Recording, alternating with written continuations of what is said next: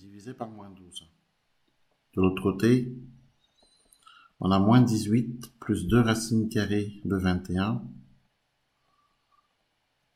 divisé par moins 12.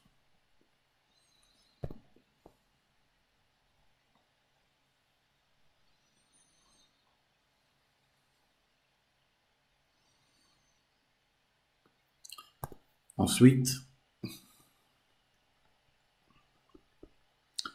moins 18 divisé par moins 12, puisqu'en vérité, ce qu'on a ici, c'est moins 18 divisé par moins 12, moins 2 racines carrées de 21 divisé par moins 12. Alors, 18 sur 12, c'est 6 fois 3 sur 6 fois 2. Donc c'est 3 demi. Et de l'autre côté, 2 racines carrées de 21 sur 12, c'est racine carrée de 21 sur 6. Donc, on pourrait écrire ceci. On pourrait écrire que x1 est égal à 3 demi plus racine carrée de 21 sur 6.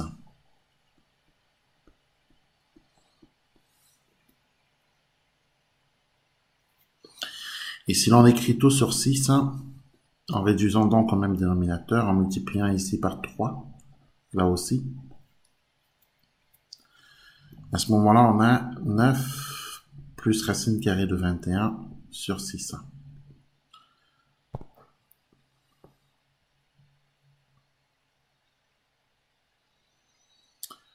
De l'autre côté, on a x2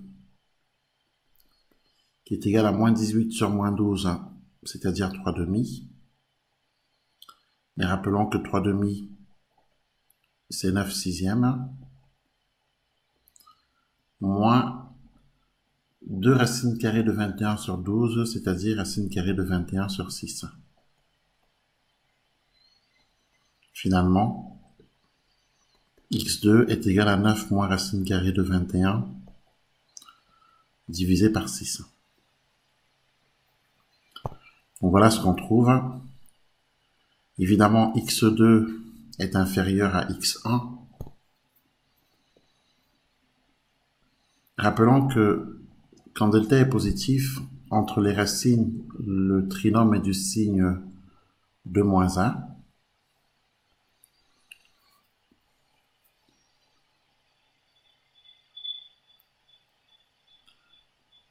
Delta positif. Donc, le trinôme, alors le trinôme c'est g' de x.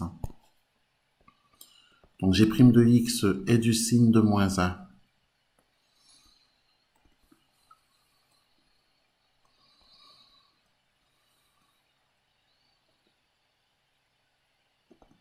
Entre ses racines.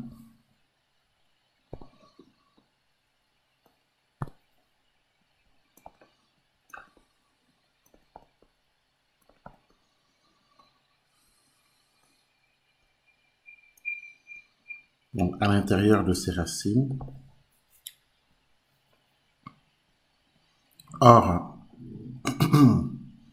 a est égal à moins 6. Donc moins a est positif.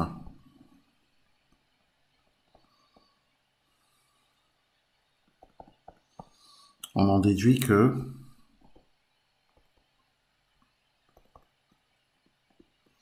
g' de x est positif. Donc, entre les deux racines.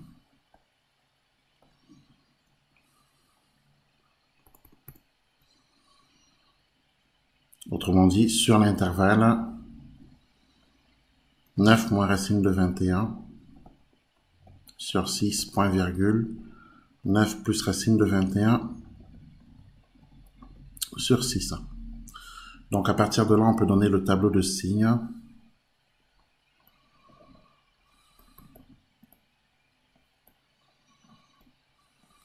De g' de x. Racine de 21, c'est égal à quoi, calculatrice? C'est environ égal à 4,58. 4,58. Donc ça veut dire que 9 moins racine de 21 sur 6 est un nombre positif. Donc il fait partie de l'intervalle, il appartient à l'intervalle 0 plus l'infini. Très bien. Donc, on fait donc le tableau de signes.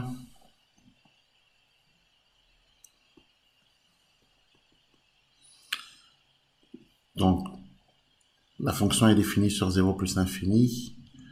On peut placer ici la racine 9 moins racine carrée de 21 sur 6. Et ici, on placera 9 plus racine carrée de 21 sur 6.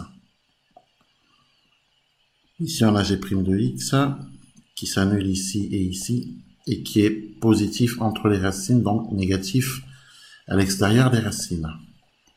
Voici le signe de g'.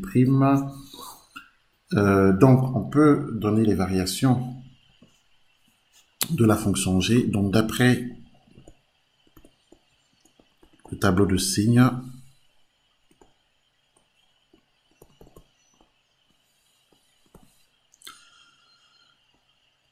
g' de x est supérieur ou égal à 0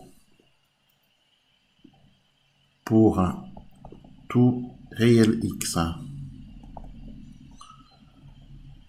appartenant à l'intervalle 9 moins racine carrée de 21 sur 6, 9 plus racine carrée de 21 sur 6. On en déduit que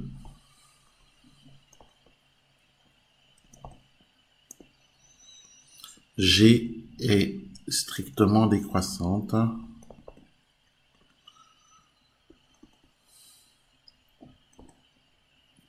Alors g est strictement croissante, pardon, puisque g' est positif.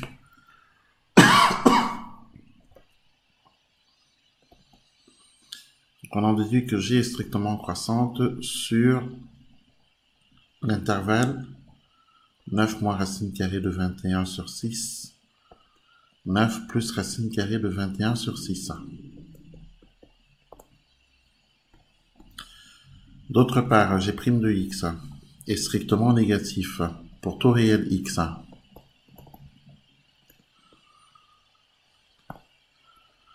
Appartenant à l'intervalle 0, 9 moins racine carrée de 21 sur 6, union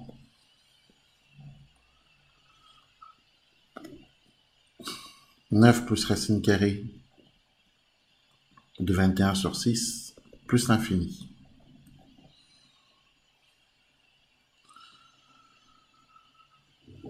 Il en résulte que g est strictement décroissante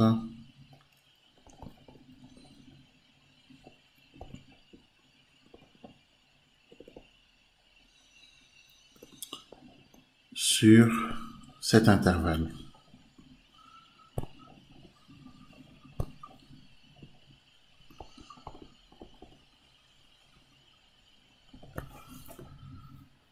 Donc, ça répond à la question numéro 2.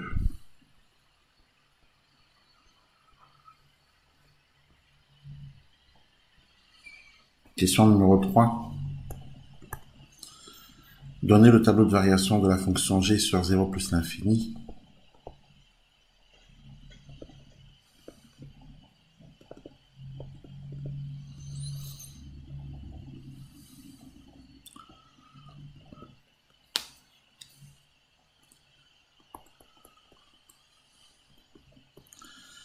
Alors, la fonction g effectivement est définie sur 0 plus l'infini. On doit placer ici ses racines, les racines de g' de x, précisément.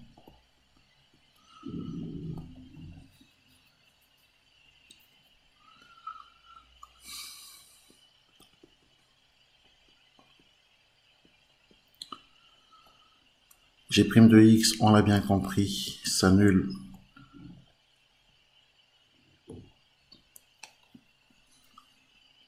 pour x égale à chacune de ces racines. Ici, on pourra écrire les variations de G.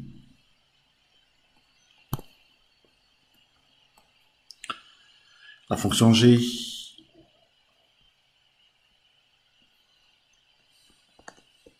a des variations décroissantes sur 0, 9 moins racine de 21 sur 6 et sur 9 plus racine de 21 sur 6. Elle a des variations croissantes pour x se promenant entre les deux racines.